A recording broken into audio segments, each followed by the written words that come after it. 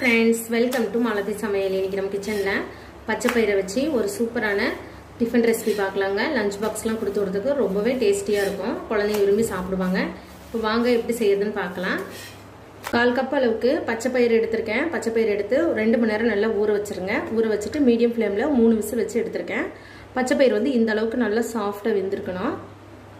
தண்ணி எல்லாம் வடிச்சு வச்சிருக்கேன். ஒரு டம்ளர் எடுத்து நல்லா மசிச்சு விட்டுக்கலாம். உங்ககிட்ட மேஷர் இருந்ததுன்னா மேஷர்ல மசிச்சுக்கோங்க. இப்போ இந்த அளவுக்கு நல்லா மசிச்சாச்சு. இப்போ இது இருக்கட்டும், எப்படி ரெடி பண்றதுன்னு பார்க்கலாம். இது போல அகலமான பாத்திரம் எடுத்துக்கோங்க. அதுல 1 கப் அளவுக்கு கோதுமை மாவு சேர்த்துக்கலாம். இதே கப்ல தான் 1/4 கப் அளவுக்கு பச்சை பயிறு எடுத்திருக்கேன். இப்போ நான் மசிச்சு வச்சிருக்கேன் பச்சை பயிறு இதுல சேர்த்துடலாம்.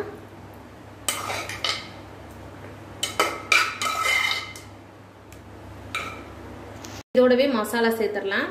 ஸ்பூன் அளவுக்கு மஞ்சள் பொடி சேர்த்துக்கலாம். தேவையான அளவு உப்பு சேர்த்துடலாம். 1 ஸ்பூன் போல கரம் மசாலா சேர்த்துக்காங்க. அதோட ஃப்ளேவர் ரொம்ப நல்லா இருக்கும். ஒரு 1/2 ஸ்பூன் போல மிளகாய் பொடி சேர்த்துக்கலாம். 1 ஸ்பூன் ஜீரகம் சேர்த்துக்கலாம். இருக்கனே கொத்தமல்லி சேர்த்துக்கலாம். நல்லா மிக்ஸ் பண்ணிக்கலாம். தண்ணி வந்து ஃபர்ஸ்ட் சேர்த்துறாதீங்க. பருப்புல இருக்க ஈரப்பதத்தை வச்சு நல்லா பிசைஞ்சிக்கலாம். நல்லா ஒன்ன போல பிசைஞ்சதும் நான் பருப்பு வேக வச்ச தண்ணி எடுத்திருக்கேன். அதையே கொஞ்சமா சேர்த்துக்கோங்க. தண்ணி வந்து அதிகமா சேர்த்துற வேண்டாம். கொஞ்சம் கொஞ்சமா சேர்த்து நல்லா சாஃப்ட் மாவா பிசைஞ்சிக்கலாம். இப்போ இந்த அளவுக்கு நல்லா சாஃப்ட் மாவா பிசைஞ்சாச்சு. ஒரு 2 நிமிஷம் போல நல்லா அழுத்தம் கொடுத்து பிசைஞ்சுக்கோங்க. அப்போ வந்து நல்லா சாஃப்ட் ஆயிரும். சப்பாத்தி நல்லா சாஃப்டா இருக்கும். இந்த அளவுக்கு நல்லா அழுத்தம் கொடுத்து பிசைஞ்சுக்கோங்க.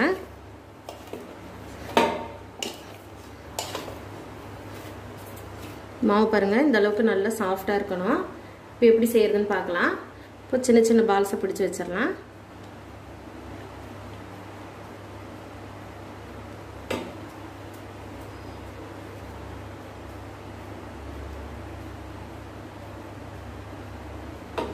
சின்ன சின்ன உருண்டைகள்லாம் பிடிச்சாச்சு. இப்போ 1 கப் கோதுமை மாவுல 7 உருண்டைகள் கிடைச்சிருக்கு. நம்ம செய்ய ஆரம்பிச்சிடலாம்.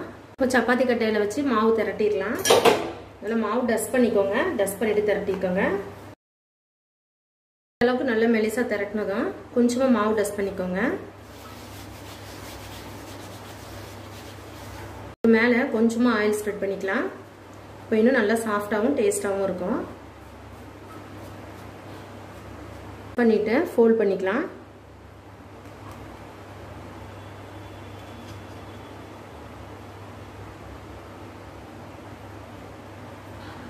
இது போலவே எல்லா மாவையும் ஃபோல்ட் பண்ணி வச்சிடலாம்.